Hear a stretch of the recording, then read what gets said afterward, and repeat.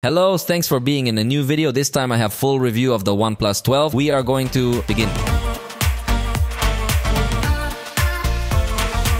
This device is a flagship, but it does not have a flagship price.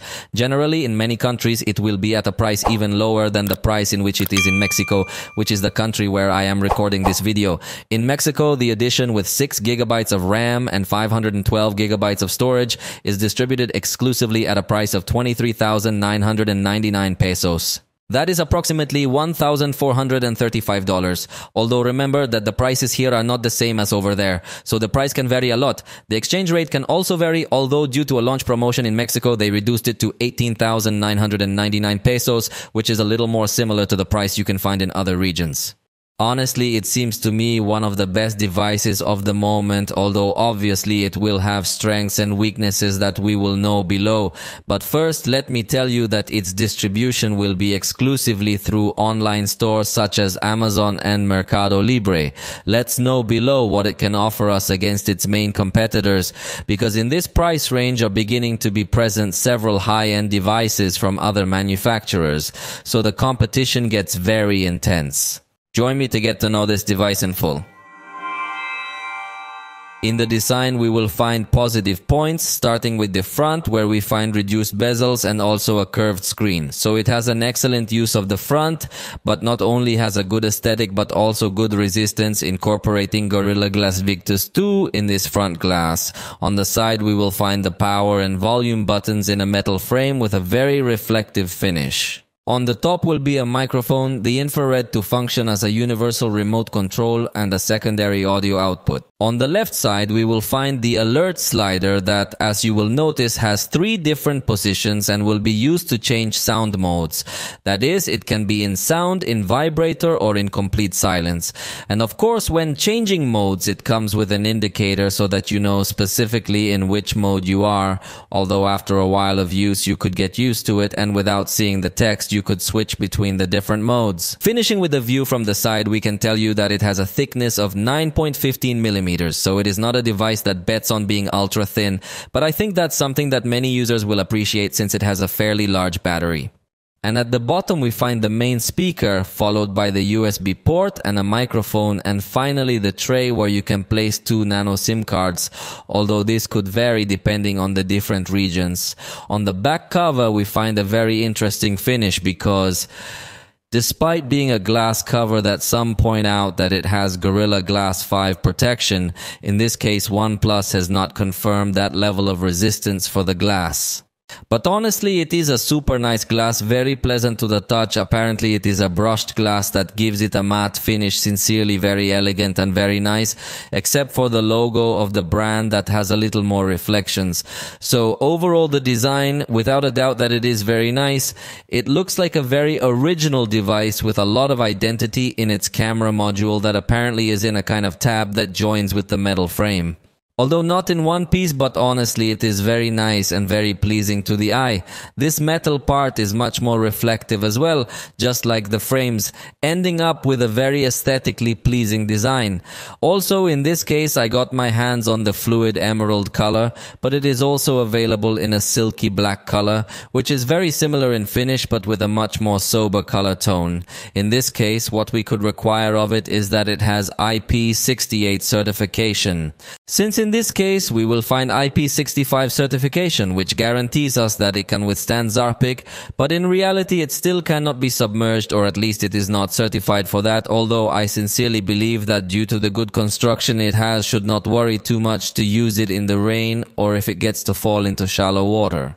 But without a doubt that having the IP68 certification would give us much more security and peace of mind that in some accident the device can survive against water, so clearly this can be a major disadvantage. The screen is also extraordinary. Its size is 6.82 inches with a 19.8:9 ratio. So it's a very specific ratio because of the curvature of the screen. In this case, its resolution is very high, reaching 3168 by 1440 pixels. This resolution can be called Quad HD Plus, and honestly, it is exaggeratedly high with 510 pixels per inch. So the details are going to look very sharp. Even the tiniest text fonts are going to look very good. And of course, the screen technology is OLED, giving you very high contrast, very vivid color, and excellent viewing angles from either side. So it's a very good all-around display, which also supports HDR+, and Dolby Vision content. So it can definitely give you a thoroughly good viewing experience. If you love watching movies or series from your cell phone, the viewing experience is going to be very positive. In fact, its peak brightness is 4,500 nits, obviously, when you're viewing HDR content. So I insist that it will give you a very positive realism experience watching content through this display, and this display can take advantage of these types of technologies. Notice how when Pro XDR technology is enabled, this area that has higher illumination in real life is also rendered with much higher illumination across the screen, giving you a very good experience when reviewing your photographs. This can be very useful in backlit photos and can be more easily noticed. It's definitely a very positive experience, and in fact, they've developed another screen technology so that it can recognize touches even when it's wet. That can become very complex, especially if it's raining. Sometimes you might get accidental touches on other devices, but this one has come up with a very good technology so that it still recognizes your finger, even in those very difficult conditions, which without a doubt deserves to be a highlight, as few devices integrate such technology. And to finish talking about the screen, let me tell you about the options it brings at the software level, as it comes with different color calibrations.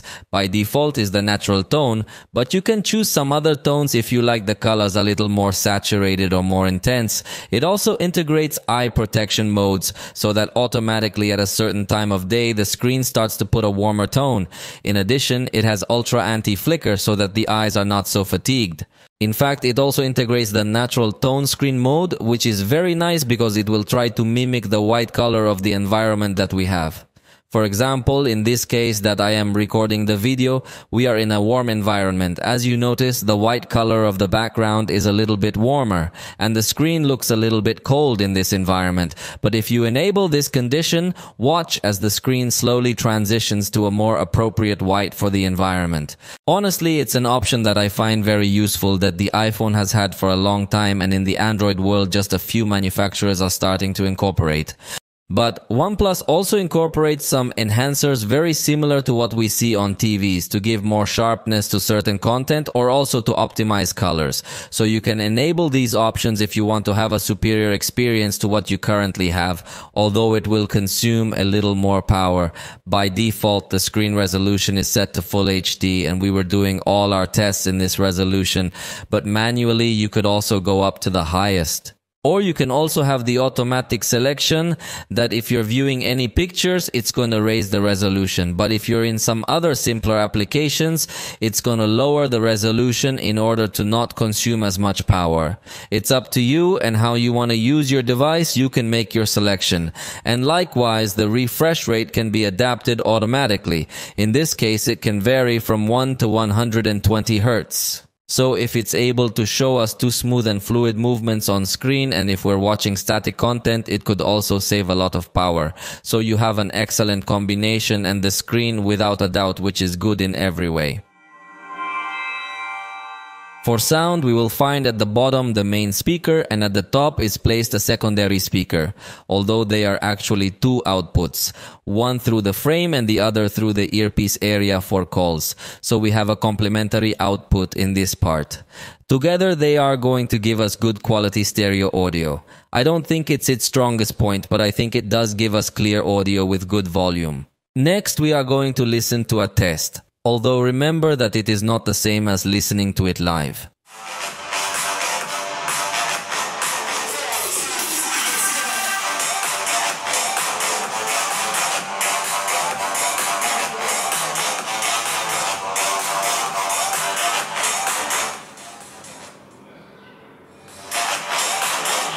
At the software level, it will also offer us good features like Dolby Atmos, although in reality this feature you can take advantage of it much more if you have headphones connected. So I think that in this sense we do find a limited experience, because since the device does have stereo sound, it would be great if they let us modify this type of presets to modify our type of sound. Also, if you select the music preset, you can access a 9-band equalizer available, but I insist only when you are using headphones. So hopefully with an update we will be able to access all these settings without the need to have headphones connected. Another available experience is spatial audio. In this case, curiously, you can use it without the need to have headphones connected. And what it will do is elevate the stereo experience, increasing the difference in sound between the left and right sides. Honestly, it is a function that I recommend you to have activated, and if you have headphones connected, you could also enable the head tracking mode, obviously with compatible headphones. We also find a section called Holo Audio that will allow us to select the position of certain audios, for example the ringtone, or also the alarms or notifications to sound from different directions when we are using hearing aids. It is an experience that can be interesting. However, it does not have any option for the sound of certain applications to be directed to the Bluetooth speaker, and the sound of other applications remain playing with the local speakers. In addition, it doesn't have a built-in headphone jack either. As you noticed, if you need to use wired headphones, it's going to have to be through the USB-C port. And if you prefer to use wireless headphones, the good news is that this device has extended support for high-quality codecs, so its audio codecs are SBC, AAC, aptX, aptX HD, LHDC, and LDAC. So definitely, if you have some wireless headphones compatible with these codecs, yes, you could get to enjoy very good quality audio wirelessly. That's something that, for example, you can't enjoy 100% on a Galaxy or an iPhone. The device integrates only 2 microphones, leaving you with just enough, so in that sense, the experience feels a bit short. Below, we are going to listen to a test recorded with these microphones.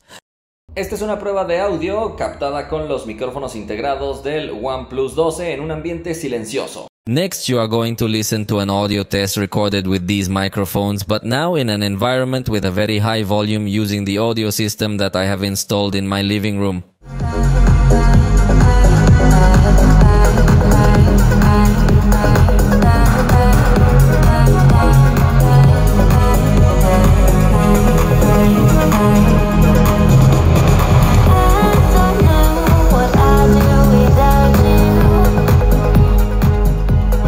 With that test, we can confirm that this device would record very well in a concert environment, even in those very high volume environments without generating distortions. The front camera is 32 megapixels with f2.4 aperture and fixed focus. The device features a quick camera aperture mechanism that works by pressing the on-off button twice, but as you realize, sometimes it can become unstable, but it does work. In addition to that quick open gesture, also in the settings of this device, you can select that you can enter the camera by double pressing the volume button simply by having the screen locked. Although it is curious that you also have to give it certain permissions for that feature to work properly, and obviously this gesture is not going to be available if you are playing music because you are using the volume buttons. This front-facing camera is going to take pictures in a fluid way, although I don't think it gives us an ultra-fast response, but you might find it useful. If you press and hold the shutter, you won't find burst or fast video recording, because in the settings by default burst is selected, and since the front camera can't do burst, then it doesn't do any action. But if you choose to record video, you can do that action. Another thing you can do is to show your palm to be able to activate the camera. Although again, that has to be enabled from the camera settings to get the full experience. And this way, even if the shutter is a bit far away, it is easier to reach it. In the lower right corner, we will find access to several filters. Among them, those called Master have been developed in collaboration with Hasselblad, and we have other color filters to give a different touch to our photographs. We will also find several parameters for the beauty mode that we can customize individually. For example, the texture of the face, the size of the cheeks, size of the eyes and nose, as well as the jaw, the shape of the head, a retouch, and finally a makeup that gives us many parameters.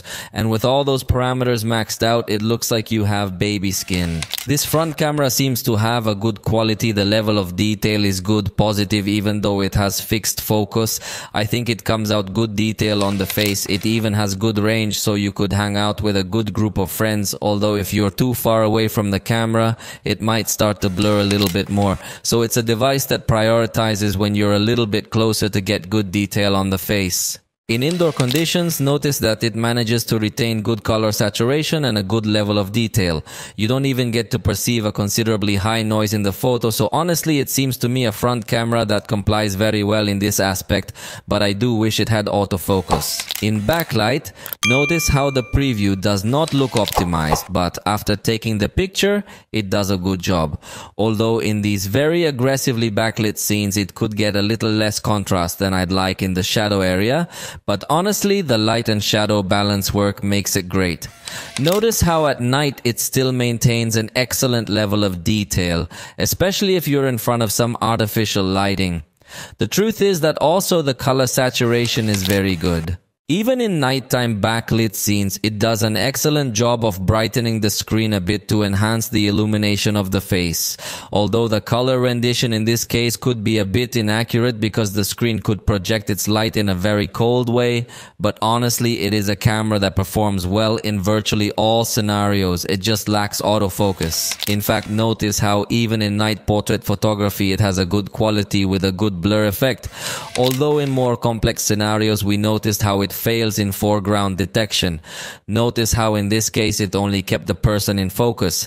It is even very curious that a part of the background that was far away remained in focus, so it has little precision in this aspect.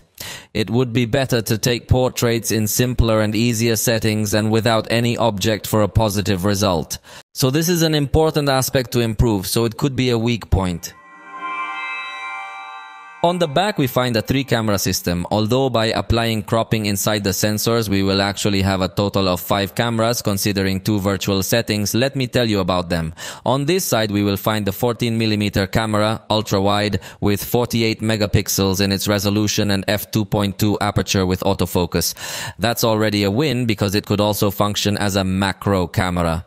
Then we will find the 23mm camera with a 50 megapixel sensor, f1.6 aperture, autofocus and optical stabilization. And since it is a high resolution sensor, if you apply a crop to this sensor, you could achieve a 2x optical quality zoom. That is, we would be talking about a kind of virtual lens of 47mm with 12 megapixels and the same characteristics in its lens. And finally, we have the periscope camera that has a focal length of 70mm, that is a 3x optical zoom with 64 megapixels. So it also offers us a high-resolution sensor in this camera, and we find f-aperture 2.6, autofocus, and also optical stabilization. And since this camera also has high-resolution sensor, if you apply a crop, you could have a focal length of 140mm while maintaining optical quality, that is zoom 6x with 16 megapixels in the photographs. So definitely incorporating all the cameras with a high-resolution sensor allow this photographic system to be very advanced for the price in which it is located. Next, I'm going to do a test by trying to capture number 1 in this video. Let's see if it really has a good capture speed or not. I'll make a second attempt to be absolutely sure I've done the right test. And notice how the device even gets to make the capture an instant before the moment. Notice almost a quarter of a second before it takes the picture. So even for that reason it can become a little bit complex to take the exact moment, but in this case it takes it before. Notice that it also has an action mode for the photograph. And notice in the result you see the flicker on my screen because of the high shutter speed that it uses, and we're much closer to the moment of capture. So I think with the action mode, yes, you could get to take the picture at exactly the same moment. Here I did my 2 tests. In one test it came out slightly later, and in another test it came out slightly earlier. So I think it does do a good job. And if you don't have action mode, it actually takes the picture a little before you press the shutter. In the bottom right corner again, we'll find the color filters made by Hasselblad in master mode. And we also have some other color filters that we can take advantage of for a little bit more creative shots. We also have the beauty effects, but in this case only with a slider, unlike the front camera. And if you tap on screen, you could adjust the exposure or the focus. You can even enable a lock on those settings as well. And interestingly, at the top there is also a button for you to change the exposure compensation. Although if you want to access a lot more advanced options, you could access the main mode. I don't know why it's called main. It should be called professional, but in this case, you have all the parameters again manually or automatically. The ISO can go up to 3200. The shutter speed can go up to 30 seconds. And we also have compensation, focus, and white balance available. Of course, we will also find at the top a button to activate RAW photography for more advanced post-development for the more specialist photographers. But interestingly, it also allows us to add some other effects to improve sharpness. We could also enable or disable the vignette, which is a kind of circle or shadow that is generated around it, and we can also modify the saturation and contrast. This device had already anticipated that it has 3 high-resolution cameras, so you can activate the high-resolution mode with any of the 3 lenses and you will notice a good level of detail. In the case of the ultra-wide camera is where we find perhaps less detail, but naturally it is a camera that is used to capture wider shots and not so detailed. But notice how even with the periscope camera we can zoom in on our photograph to still see good detail. Although I think it will not be the specialty of this device, the high resolution mode. For moving pictures, note, as with all cameras, we are going to have excellent performance. Objects don't look shaky or swept, even when in fast motion. And what surprised me the most is that also using the periscope camera and cropping with the periscope camera to reach a few centimeters, it still maintains a good definition. In this case, you can notice some areas a little swept, but it is natural because of so much movement. I am honestly surprised that it takes this level of pictures. The ultra-wide camera is possibly the one that integrates a little less quality in the lens because it generates a lot of distortion on the edges, some artifacts that will not make the picture very positive. Note that chromatic aberration is also present even in this non-backlit shot. So it definitely confirms to us that the quality of this lens is not as advanced as we can find in the main camera lens.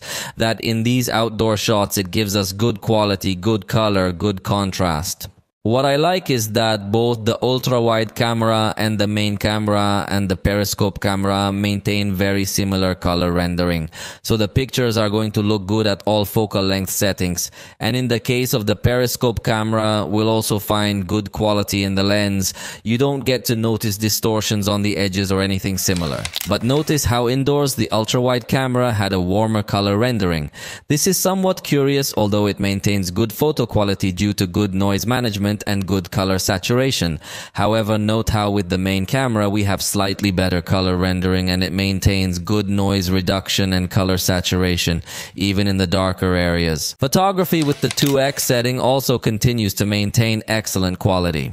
And in the case of the 3x lens, it also handles noise well, even in scenes that are not as brightly lit. I'm surprised that going up to 6x, it still looks with optical quality and the level of detail is still very well appreciated, even in this type of photography with very low illumination. Here too, I was surprised for the better. Note also how in backlit scenes the preview does look optimized, and that is something that is very much appreciated as there are no overexposed areas even before taking the picture. And after taking the picture again, we are going to see excellent work, in this case with the main camera. But also with the ultra-wide camera, we will find a good quality in these photographs, although as usual in this type of backlit scenes, the chromatic aberration or distortions generated in the edges could be revealed with greater intensity. But this is something that to this day can still be considered commonplace in the smartphone market. With the 2x setting and also with the 3x lens, we are going to have an excellent backlight performance, and that is something worth highlighting because other devices lose the good balance of lights and shadows when you use zoom. But in this case, even reaching 140 millimeters, we still have a good balance of highlights and shadows, so I honestly find it a device that takes very good pictures from all distances. Even at night, it also performs very well. Note, as with the ultra-wide camera, we have a good balance of highlights and shadows, and also in the darker areas, excellent noise management. With the main camera, we are going to have practically the same performance, and here the remarkable thing is that it does not get to completely burn the highlights area even without the night mode. And again, the shadow area does not seem to have exaggerated noise. In fact, it is barely noticeable, some graininess, but the truth is that I find spectacular the handling it does in this type of night photography with the different focal lengths such as 47mm, 70mm or 140mm. We have an excellent level of detail. Notice the texture of this wall, although the darker areas possibly fall a little short in this type of night photography where light sources are present. But note how now using the night mode might actually improve a bit in this aspect, especially when capturing the darker areas. Again, we're looking at the different focal lengths, but honestly it seems that even with night mode it hasn't been able to sufficiently improve this darker area. So possibly that's a single point of improvement within the camera, because I was very surprised. But taking night shots without any light source present, notice how we have excellent quality. Although in this case it will no longer use optical zoom, but even reaching up to 144mm it will be digital zoom, because in these darker conditions it prefers to use the lens that has the largest aperture, which is the main lens. In this case, it should also be noted that the color rendering started to distort a little bit and became very yellowish in this type of very dark scenes. The main camera and the ultra-wide camera had maintained a good color balance, but when you zoom in further, it seems that this starts to get lost. So in much darker scenes, it can definitely come to suffer a bit, but this is to be expected as these are very difficult scenes for any camera. But if you want a really difficult scene, how about this one? Note that I took a screenshot before taking the picture just so you can make out that you can more or less see something due to the low illumination, and the result of the picture looks considerably good to me. Again, I remind you that it was a very low light photograph, and note how it is able to maintain colors well, reduce noise well, and still have a good level of detail. So yes, it is a recommendable device for very complicated light scenes. But let's go back to the day just to show you the maximum zoom, which is looking at the photograph with 23mm, then 70mm, which would be the 3x optical zoom lens. And honestly, the photograph, I love the way it looks in terms of detail. We went up to 140mm and it still has an excellent level of detail in the photograph, but notice how we can even keep increasing the zoom and it's still gonna have good optimization. Especially in the text, that is where most smartphones make an optimization to notice a good level of detail. The maximum zoom of this device is 120x, although in this setting you will obviously depend a lot on artificial intelligence and optimization that manages to define the shapes well. But it is very remarkable that a device that is not too expensive can achieve this level of zoom. I think it can perfectly compete against the zoom of much more expensive devices and win in many areas. Macro photography will also be positive, as you can use the ultra-wide camera to be very close, or you can try to use the 2x zoom that maintains optical quality, although in this case the focus will be a little less uniform due to the aperture and the characteristics of the sensor. But remember that as the ultra-wide camera does have autofocus, you could very well have a positive even focus on macro shots. Also, this device can take high resolution panoramic pictures, so you can have a full panorama of everything that was happening. Even notice that it has a good balance of lights and shadows, since in the same panoramic photograph we see these situations present and the result is very positive. You could also take panoramic pictures with ultra-wide lens, something that few devices currently allow. So you can have very good range if you combine the ultra-wide camera with the panoramic mode, although in this case it seems to lose dynamic range as the shadow areas could come out darker than we would like. Finally, let's evaluate the portrait photography, because observe how from the main camera we already have a very good foreground detection blurring the background, but it also allows us to take portrait photography with a 2x 47mm setting and still retains a good quality in detection and blur effect. Even in this case, it should be noted that it is a backlit portrait photograph. With the 70mm lens, it seems to change the color rendering a bit, but it is still a very good portrait photograph. It does reveal a bit of chromatic aberration, but nothing really serious. What I like is that it does manage to keep subjects in focus, although in portraiture 70mm is the most it will let you. But I had previously shown you the result with 140mm without portrait mode, how it generates a totally natural blur. So even portraits without portrait mode using 140mm would come out very nice. For video recording, we will find interesting things as it allows us to reach up to 8K resolution at 24 frames per second, although this exclusively with the main camera. However, if you record in 4K at 60 frames per second, I want you to note as a positive point that it lets us record with that setting also with the ultra-wide camera, with the main camera, and with the periscope camera. So with the 3 cameras, we can have this configuration that can become very advanced. And finally, the front camera can record in 4K at 30 frames per second but cannot go up to 60. Note also how it has a Dolby Vision HDR recording mode, but in this case you could not get to use the 8K resolution. However, it does support 4K at 60 frames per second. And again, when recording, we will find our same color effects, but note that now the resolution drops to full HD in case you want to use some special colorization for your video. Likewise, if you enable a beauty filter, we will notice that the video drops to full HD quality. Meanwhile, on the left side, we can enable a portrait recording mode by selecting the simulated aperture, but again, we will have the video quality downgraded to full HD. When recording video, notice how we have a button to take pictures while we are recording. We can also pause and resume our recording, but what we can't do is rotate to the front camera without the need to first stop our video recording. And another curious fact is that the zoom slider does not include quick shortcuts to switch between the different lenses, which is something you might miss. When we are not recording, we can make this quick exchange and the transition is very good, but when recording, these shortcuts disappear. Hopefully they can correct it with an update, and note that it also allows us to turn on the flashlight while we are recording, something that not all devices allow, even using the ultra-wide camera. And to finish with respect to what has to do with the video recording software, notice that we can also access a movie mode where we will find manual settings also for our video recording. Again, we can move the ISO, shutter speed, and exposure compensation. Plus, we can switch between these 3 lenses, and notice that we can also enable a histogram to have more information. Although in this case, it doesn't seem to have log format recording or advanced stuff available. The 8K video recording can be useful for post-production as it allows you to frame your video better. Obviously, it's not a feature that a lot of people are going to use, but it's appreciated that if someone needs it, it's already available on this device.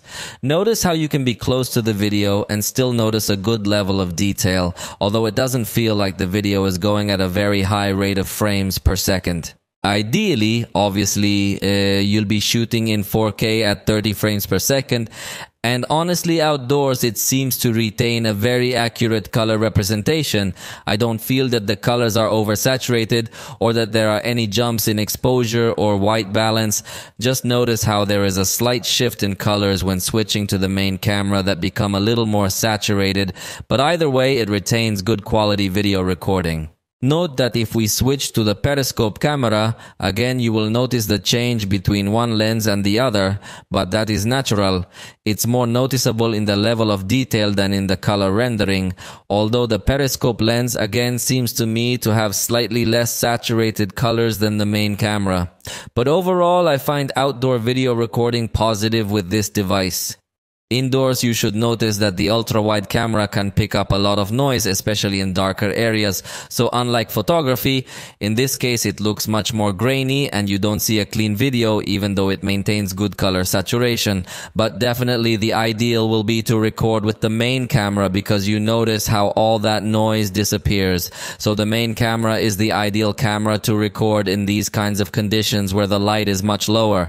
And notice how even the periscope camera also performs better than the ultra-wide camera, maintaining good color saturation and good detail without having considerable noise. In backlit conditions, it also does an excellent job, and this is something very remarkable that confirms that we are talking about a high-end device, because notice how even in these difficult conditions it has a good balance of lights and shadows.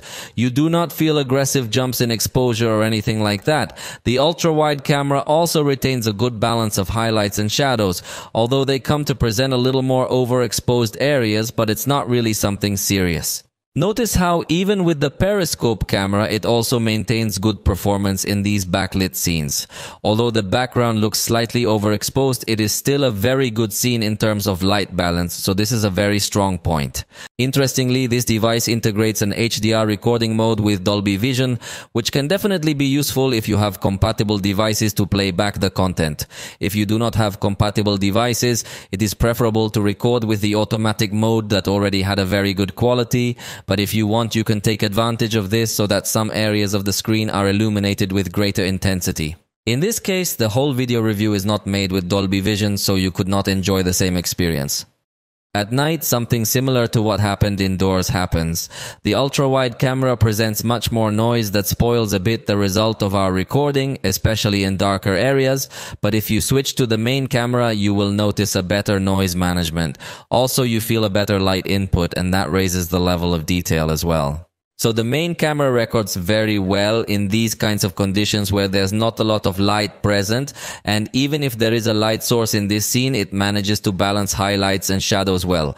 So the main camera, I think, records very good quality in these kinds of conditions, which the ultra-wide camera, which has much less light input, cannot boast. And the periscope camera is not even going to be used in very dark conditions because the device will give preference to using the lens with the larger aperture. So you may not be able to achieve very good zoom recording at night, but that's normal for any device. If you have a good light source, if it's going to switch to the periscope camera, and therefore you might have a good level of detail, but obviously you need to be well lit. And speaking of zoom, in this case notice that the maximum zoom that this device is capable of giving you is 18x digital, and I think it still maintains good quality. So I like the maximum zoom. It's also a zoom that can go smoothly and with good stabilization. Just maybe the transition between the cameras would need to be worked on to keep similar color. The stabilization is also a positive point of this cell phone, because even without a special stabilization mode, we see something positive with the ultra-wide camera. But even if we switch to the main camera, it still maintains also a good level of stabilization when walking and also when running. Although obviously in the ultra-wide camera, accelerated movements can go more unnoticed.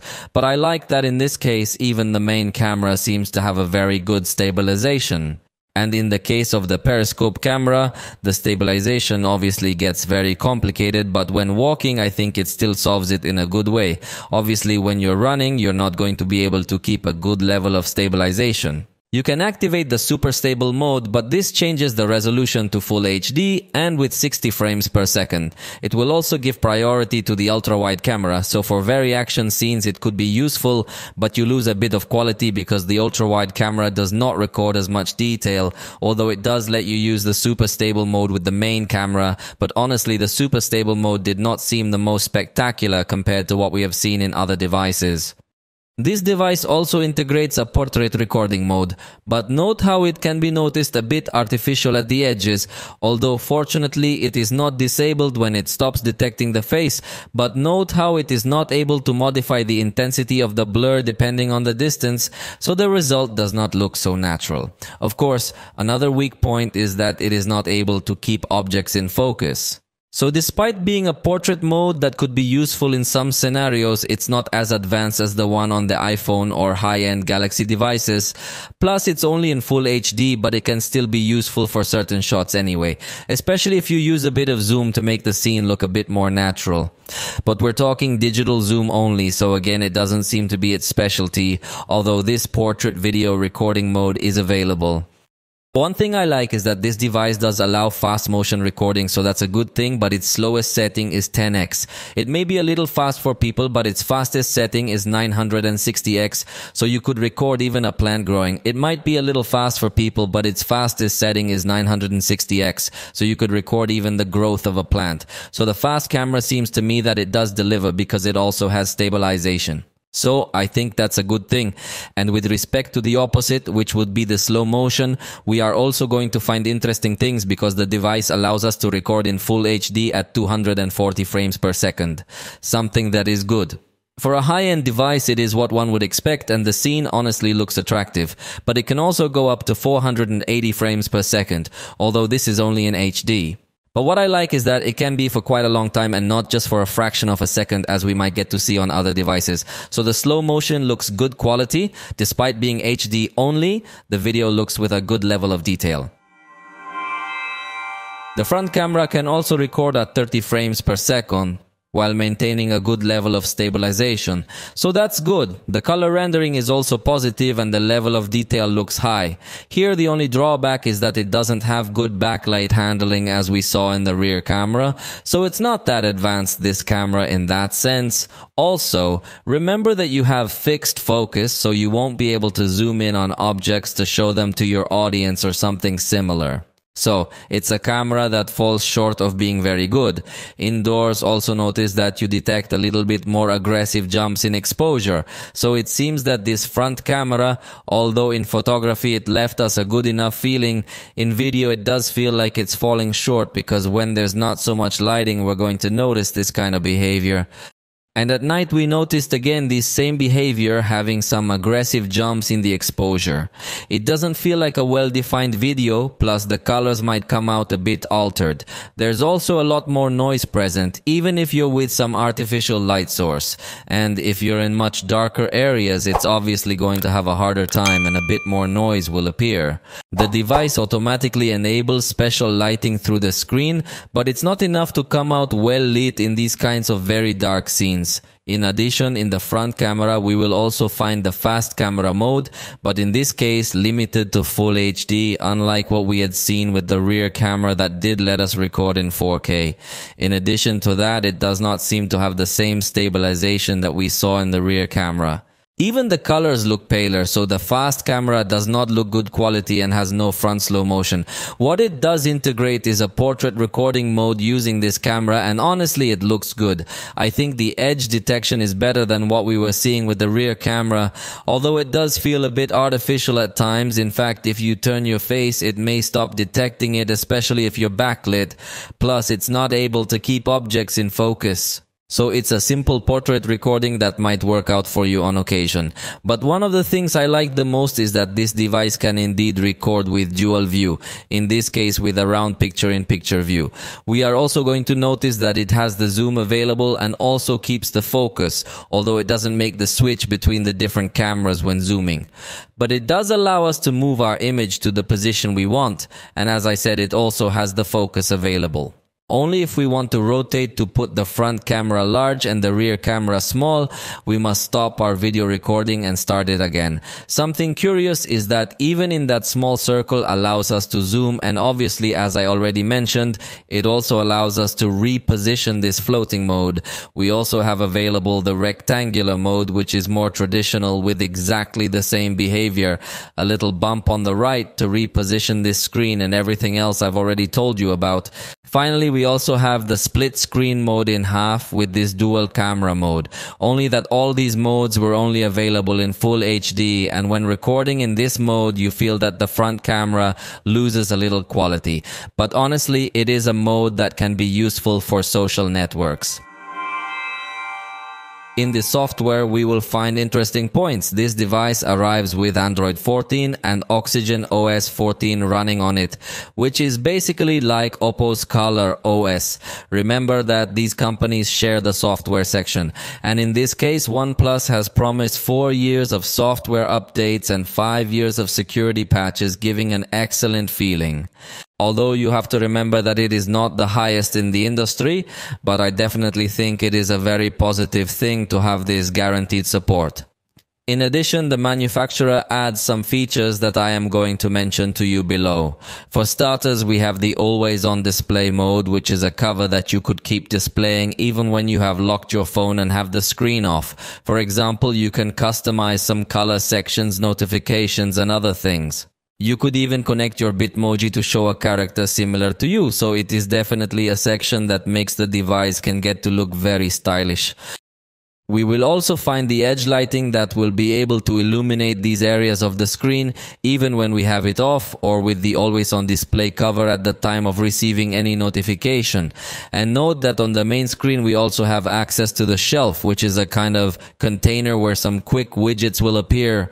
There is the Snapchat widget, Spotify widget too, but you can't place just any widget but just widgets designed specifically for this shelf. I would like more if we could place any widget that we can place on the main screen, but honestly the design is quite nice and pretty. But notice how on the main screen we have access to many more widgets that we could enjoy on the shelf. Hopefully with some update they will also add that option. Another added option is the smart sidebar, from which we can have quick access to some files as a kind of clipboard. We can also see the recent files. So if you have taken pictures, they can appear in this part and you could easily drag them to compatible apps to attach or send them. Although note how in the case of WhatsApp, for example, it appears to us that you cannot drop the images here. But in the case of Gmail, for example, if you could drag to attach images, and that can be very useful. Also in this bar are included tools to capture screen or make screen recordings, and even to translate what is being displayed. Although this is done in collaboration with Google Lens, so you can simply select the languages you want and it will automatically translate everything that is selected on the screen. Finally, you will also find direct access to apps. The apps will open in a floating window mode if they are supported. However, you should know that neither YouTube nor Instagram are supported in this mode. So not all apps are going to be able to be floating on top of the screen if you can resize them in a very nice way. But the other detail is that you're only going to be able to open one app at a time in this mode. So it does not seem to me the most advanced experience, especially considering that other manufacturers do allow you to open more applications at the same time in this format. I think you're pretty limited here, but if you combine it with split screen, you could have up to 3 apps at the same time. Another way to open the apps in this format is to go to the recent apps list in the menu, and in this case you can select whether you want it to be a floating window or split screen. Another element added by the manufacturer is Send Space, that will allow us to have a relaxation time. You simply configure in this part how long you want your session to last, and it will avoid any distractions. Very useful if you want to disconnect from the virtual world.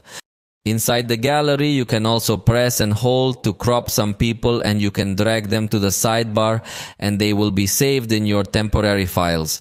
However, I want to tell you that you will not be able to insert them easily as stickers, for example. I had already shown you that WhatsApp does not support dragging and dropping elements, and observe that in the case of Telegram it will simply be sent as if it were a file or just any image and not as a sticker. So in that sense, they could still improve the experience a lot. In the gallery, there is also the possibility of editing to erase objects, although honestly it is not the most advanced thing we have seen, since it will simply take as a reference what is around it and will not use a very advanced mechanism of artificial intelligence as if we started to see in other manufacturers. So I don't think you're going to have as high a level of accuracy. Watch as I will try to simply erase from my top, and the result is not always positive.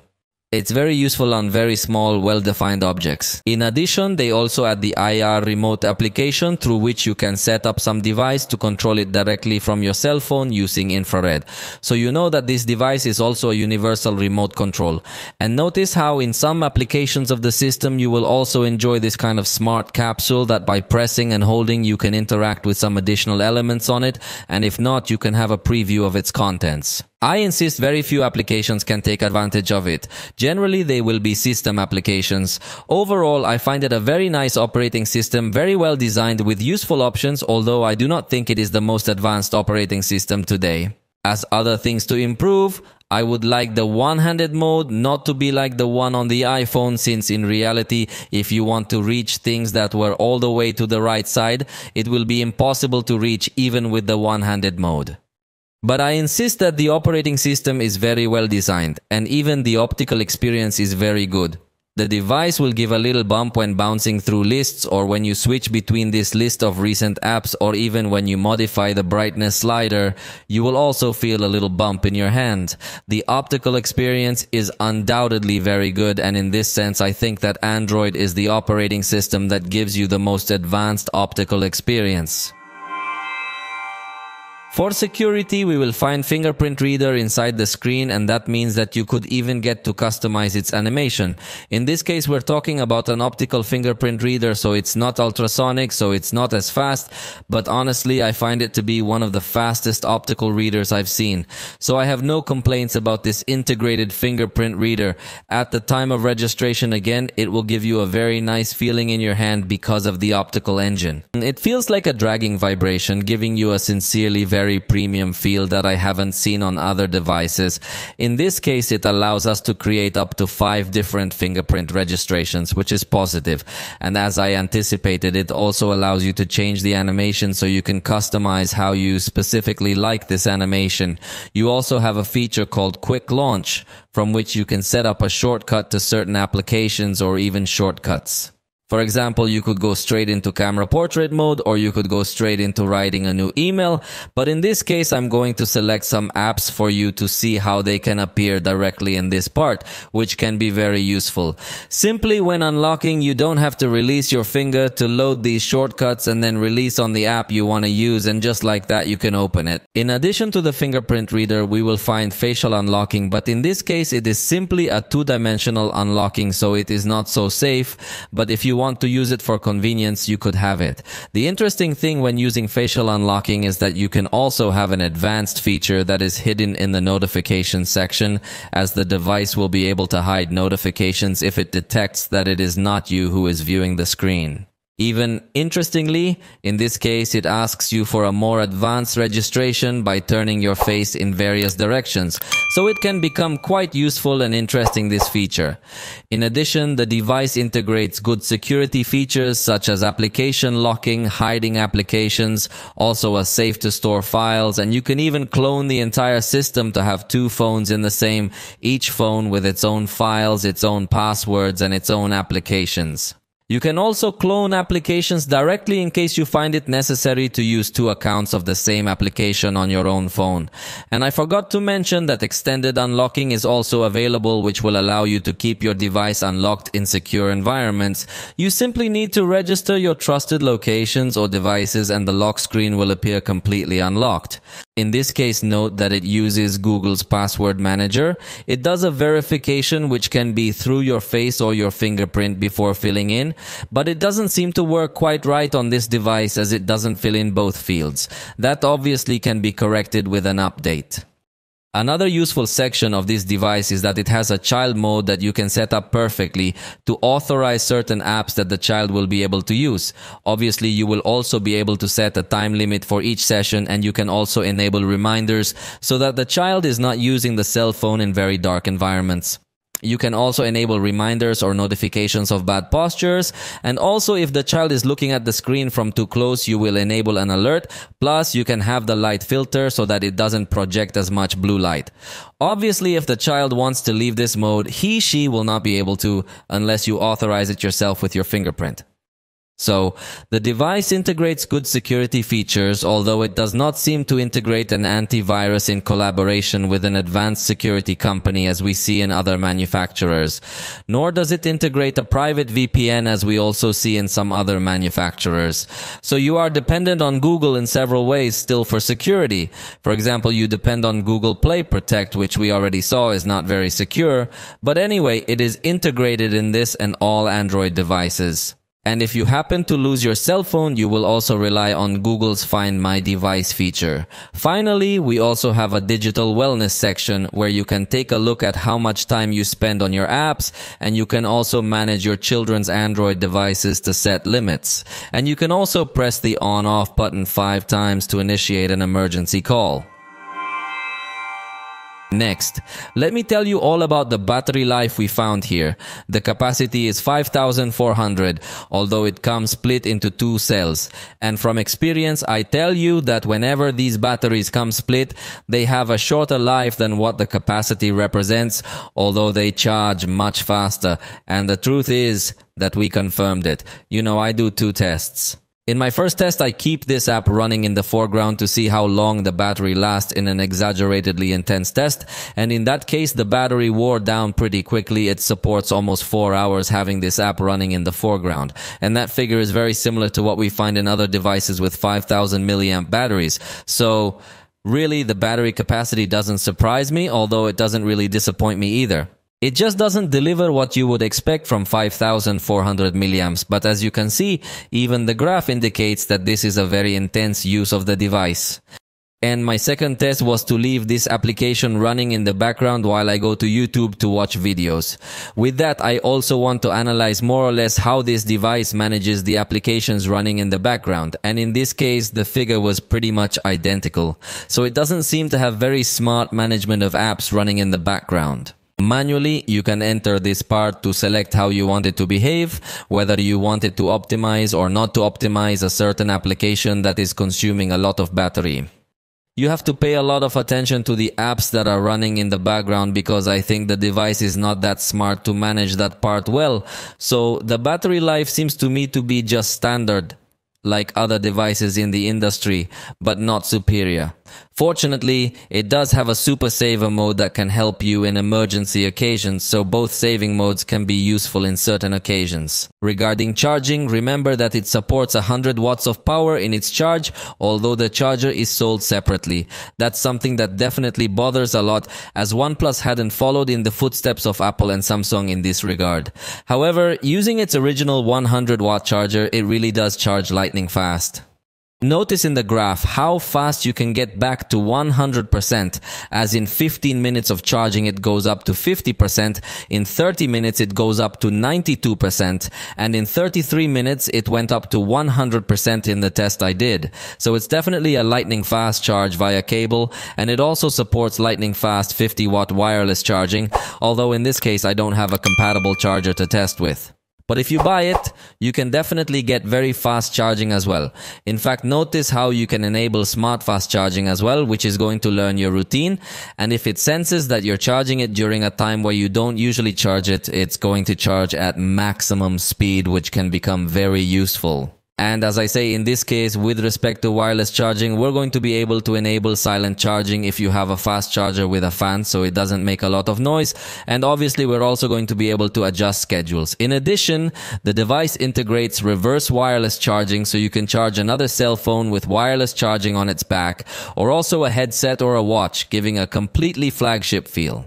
In this sense, it sacrifices absolutely nothing. And with regard to battery protection mechanisms to take care of your health, note that it does integrate in this part a section where it explains that the battery technology developed by OnePlus and Oppo is very advanced, so it will suffer little degradation compared to conventional batteries. And it also integrates the intelligent charging mechanism, which will be useful if you usually leave your phone charging all night or the charging lock until 80%, which is useful if you are a user who needs to keep your phone plugged into the power for a long time. In connectivity, we will also have something positive because it supports 5G networks, and you can also select which applications can access the network with your mobile data and which applications can only access via Wi-Fi. So you can specifically customize that section to avoid unwanted consumption. In addition, it does bring support for eSIM, and this is a very useful section if you are traveling because you can add a data plan simply by scanning a QR code, although OnePlus notes that this section may vary depending on different regions. It also integrates support for Wi-Fi 7 networks, so you can achieve very high download speeds provided your internet provider supports it, and obviously your router as well, but it definitely comes future-proofed. It also has Bluetooth 5.4, which is the latest, so it gives you good stability in your connections with your accessories, and it also comes with NFC, so you can make mobile payments with the back of your cell phone or connect to other devices. It doesn't have FM radio, so that's an absence that some people might find regrettable. And note that it is capable of projecting its screen wirelessly, and it can be an advanced projection, as it allows you to project only an application or have the screen off so that it does not consume as much power. Through its USB 3.2 port, you are also going to be able to project the screen with some HDMI adapter, fulfilling what one expects from a high-end device.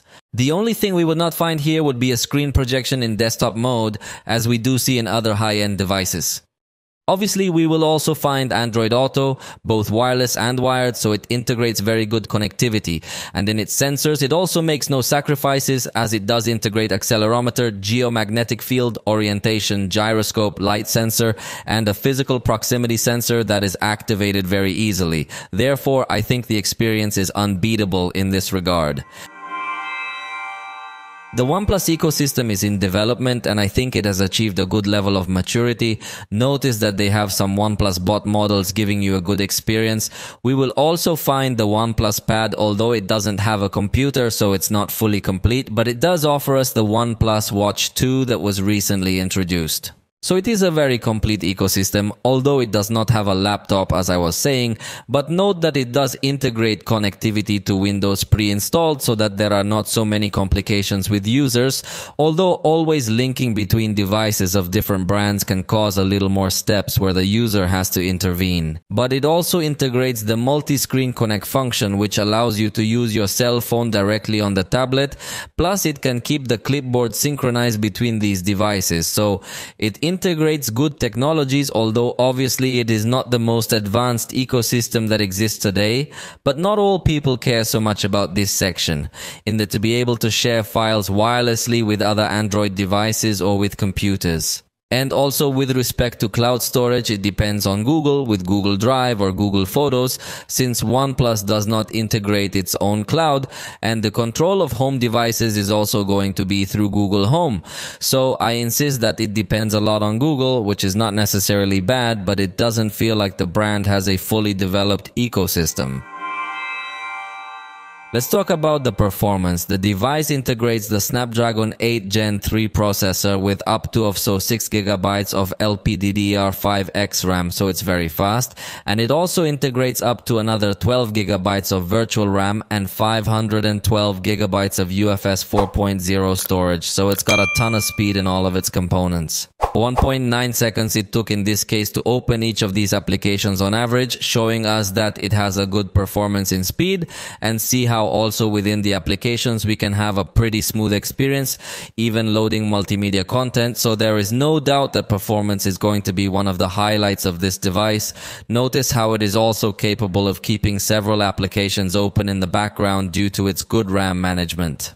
Undoubtedly, it has an excellent physical RAM capacity, and if you also add virtual RAM, it could give you an even more advanced experience. But I honestly don't recommend using virtual RAM so much because it will only wear out your device, and this phone already has a very good physical RAM capacity. And watch how all these applications keep running. We don't see any kind of problem when you are using many applications at the same time. Also, the fact that it has internal storage is also a very strong point, because usually other high-end devices will be much more expensive in their edition than 512 gigabytes. But this device arrives in this unique configuration to Mexico, giving us an excellent capacity, although it does not have support for micro SD. Next, we are going to do the test of exporting 4 clips together with a total duration of 1 minute. We are going to do this test in 4K to see how long it takes. It should be noted that these videos were not compressed by this editor. There, it took 23 seconds, showing us again that it is a device too agile in power, so if you wanted it for video editing in 4K, it's going to give you a good experience as well. For gaming, we're going to find a specific application that's going to give us all the settings we need to have a good experience. To start with, we are going to be able to have our compilation of games, but we can also access a section of instant games that do not require downloading. So if you are one of those users who prefer to save storage space and you can entertain yourself with this type of simple games, you can run them. But if you are more advanced gamers, you will also enjoy other experiences we have on this device. Notice how when you open a game, it immediately opens a special settings panel where we can change the performance profile in case we want to save more battery or want the most advanced performance. We also have quick shortcuts to certain applications that we can have in floating window so that we do not need to leave our game to answer a message or something similar. We also have access to control the music player that can connect to Spotify, control the brightness, and note that we can enable the championship mode or esports mode that will block distractions. It will optimize absolutely everything. So for the more experienced gamer, this can help a lot. But if you don't want to enable the whole championship mode, you can also manually block notifications or change the style of how they appear. See how I can enable a text-only mode, and notice how in this case a simple text like notification appears as not too distracting, but you could also change the style and select that you want a bullet notification. Note how with that setting, the message simply slides across the screen so it doesn't interrupt your gaming experience. This setting I've only seen on Oppo and OnePlus devices. We can also block calls, take screenshots or also screen recordings, optimize network traffic, also optimize touch response, disable rotation, and we can also cache the game so that the next time we start it will run much faster. In fact, the filter section is also available, but only for some games to change the color rendering. And you can also modify your voice in case you are in a game that supports audio chat. We are also going to find a section to optimize the frequency of frames per second, so you could somehow interpolate the frames and give you those that the game does not support it. This is something we had already seen on OnePlus once, and on that device it was honestly more noticeable. Here, even recording in slow motion, I don't feel like it gets up to 120 frames per second, but it's a feature you could get to take advantage of if you want the most fluidity when gaming. And note that it also has a hyper-resolution mode that will also help you get more detail in your games. It also includes a monitor of CPU consumption, GPU and frames per second that is currently running the game. And as you notice, it includes even more options such as a temporary screen lock so that it has a certain level of dimming, but continues to run the game in case you are downloading some special content. And it still has a Hyper HDR mode that will enhance the darker areas, especially very useful in games where you need to find your opponents in those dark areas. And finally, we can access the volume settings or even specifically the GPU settings. This is because the processor is Snapdragon, so you can select a specific level of certain smoothing that is applied on the game, definitely giving you a very advanced experience, very useful for all gamers who consider themselves experts. In Call of Duty, this device supports very high graphics quality at a maximum frame rate. In fact, you can also go up to a maximum graphics quality while keeping this same frame rate per second, but if you go up to the ultra rate, the graphics quality drops. Still, we have already seen that this processor is compatible with all the effects we could select, so the graphic compatibility of this chip is too advanced. First, we played with the maximum rate, and in this case, for all tests, we enabled touch optimization and pro gamer mode, and in this game specifically, the experience is good.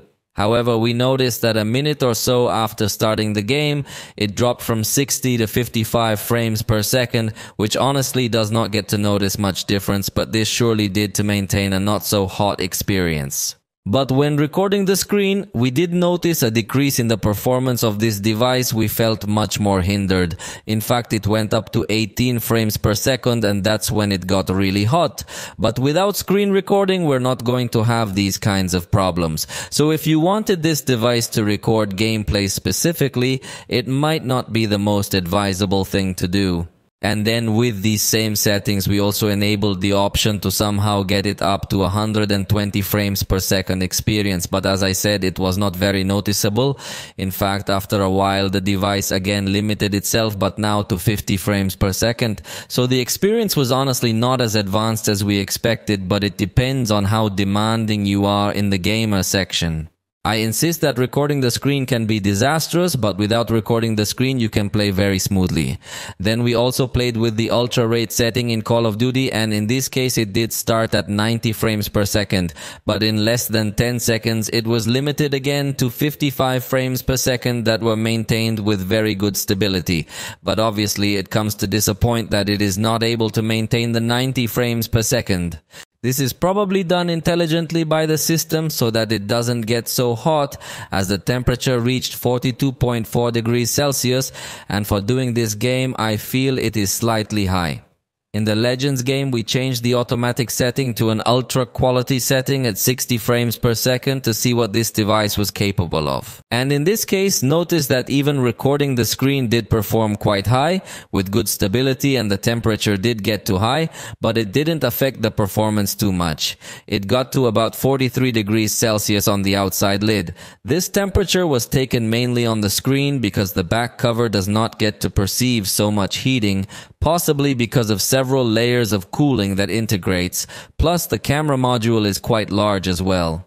So the heating in this device is mainly perceived on the screen and can become annoying obviously with your fingertips, but this game specifically did come to perform very well. In the SpongeBob game, by default you have the resolution and the quality high, but obviously for this test we turned everything up to epic with 60 frames per second. And in the case of this game, it must be said that without recording, the screen was acceptable, nothing else, because you did feel some low peaks when you were playing. So the experience does not seem to be the most advanced of this device.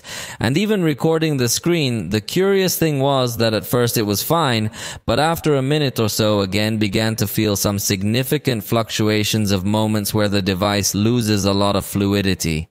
It does not freeze completely, but it confirms that it seems to be not so optimized for this type of activities. So if you wanted this cell phone to record gameplays, I already told you that it looks like you might face some difficulties if you have prolonged games. Again, it got to about 43 degrees Celsius, which for doing this game I think can be a significant warm-up. And finally, in Genshin Impact, by default, it chooses the medium graphics quality, but for testing, we turned it up to the very high quality with 60 frames per second and also very high motion blur. And in this case, the game actually ran well with good stability, and this while maintaining excellent graphics quality. So the device was indeed able to run this game well. However, the bad thing here is that it gets to have excessive heating, and in this case, it got up to 47.6 degrees Celsius on the glass part. So it makes direct contact with your fingers, and that can become very uncomfortable. So it is not recommended for gaming at the highest graphics settings. Obviously, it does have the capabilities, but the heating is very annoying, and you could also end up losing performance by recording screen while playing at those qualities. That's why I insist that the most recommended will be to play in graphic qualities that do not go to the limit and without recording the screen.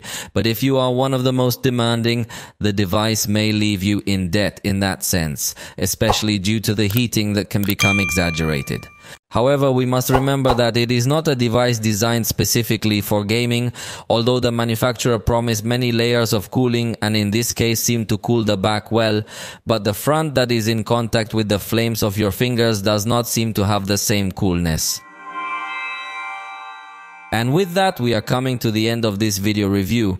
It is a device that seems to me very balanced, a worthy competitor of the high end that has very attractive and very good points, although other things that could be improved, as the battery that could take better advantage of that high capacity it has, and also the heating of the front when playing.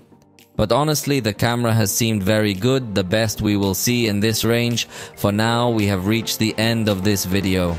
If you liked it, you know you can let us know, and we'll see you next time.